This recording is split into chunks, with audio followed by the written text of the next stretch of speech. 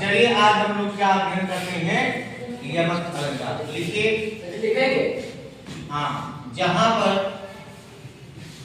कोई शब्द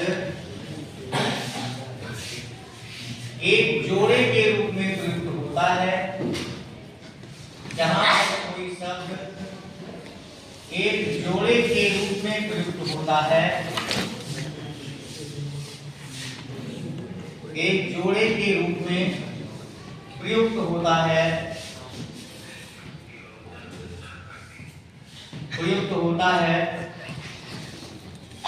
वहां यमक अलंकार होता है, वहां यमक अलंकार होता है।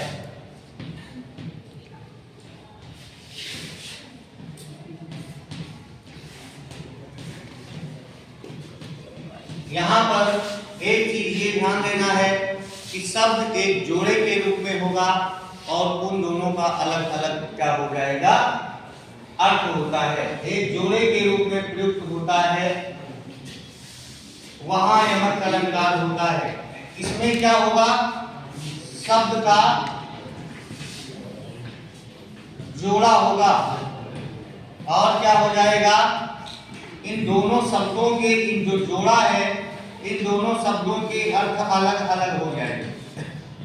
शब्दों के अर्थ क्या होंगे, अलग अलग होंगे। बस इतनी बात को ध्यान रखना है कि जोड़े के रूप में शब्द होगा किंतु उसका अर्थ जो होता है वो बिल्कुल अलग अलग होगा। जैसे एक उदाहरण दे रहे हैं, काली घटा का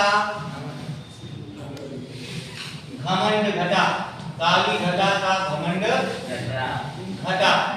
ध्यान देंगे यहाँ पर देखिए, घटा और घटा शब्द दो बार प्रयुक्त हुआ है, दो का मतलब जोड़ा, दो बार प्रयुक्त हुआ है, किंतु इन दोनों शब्दों के अलग अलग अर्थ है। पहली घटा का अर्थ होता है बादल और दूसरी घटा का अर्थ होता है कम होना। अब दोनों शब्द जोड़े के रूप में हैं और दोनों का अलग अलग अर्थ है, इसलिए यहाँ पर कौन सा अलंकार है, यमक अलंकार। एकदम क्लियर, समझ में आ गया। फिर एक उदाहरण और बताए दे रहे हैं, कनक कनक ते सौ मुनि,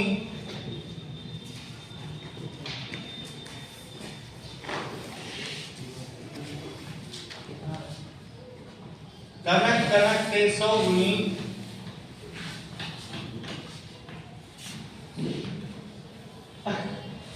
मां दत्ता अधिकाय,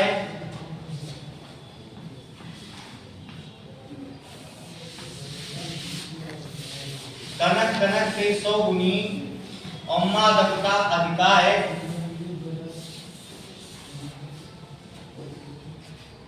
या ई पाए बौराए जग, ई पाए बौराए जग,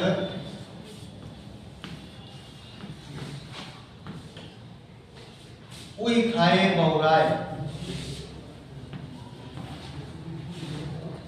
उई खाए बौराए। यहाँ पर ध्यान देना है आपको शब्दों पर। यहाँ पर कनक और कनक शब्द दो बार आया हुआ है, ठीक है ना। यहाँ पर क्या क्या पानी से इंसान बौराया जाता है, तो पहले कनक का अर्थ क्या है, तो सोना। जब अत्यधिक सोना लोग पा जाते हैं तो बौरा जाते हैं। दूसरी चीज है कि खाए बौराए जग, क्या खाने से लोग बौराए जाते हैं, धतूरा। तो पहले कनक का अर्थ है सोना और दूसरे कनक का अर्थ क्या है, धतूरा। ठीक, एकदम बिल्कुल से समझ में आ गई बात। चलिए ठीक है, अगर कोई दिक्कत इसमें है तो यहाँ जान लेना, प्रयुक्त होता है और यहाँ लिख लेना, किंतु उनका अर्थ जो होता है अलग अलग होता है। ये बात ध्यान रखिएगा, अलग अलग होता है, ठीक है ना। चलिए।